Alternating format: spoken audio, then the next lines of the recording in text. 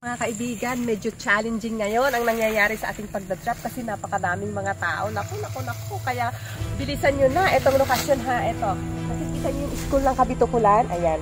At saka yung ginagawang cell site, dyan, yung location natin at landmark natin. Wag nyo kalilimutan yan ha. Tapos dito sa may bukid na yan, may mga malunggay. O, may mga puno ng malunggay dito sa bukid. Ayan. At bago ko i-drop ito, mga kaibigan, wag niyo kalimutang mag-subscribe sa ating YouTube channel, The Kovac, at click the notification bell para ma-notify kayo sa ating susunod na mga videos, ha?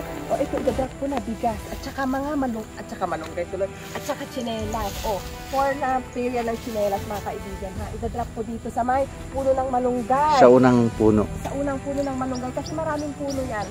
At saka huwag niyong kalilimutan mag-video sa makakakuha nito, mag-video or mag-take a picture, mga kaibigan, ha? O, ayan. Sa makakakuha nito, congratulations na agad. Ayan, o. Hindi nila kaagad makita. Hanapin niyo dito. Ayan ang ating drop challenge. O, magkapatong yan. Ano kayang pwede kong itakip? Ganyan ko na lang kaya. Ganyan na lang. Yan. Ayan, o, ayan. Ha, sa unang puno ng malunggay dito, sa may tabing kalsada.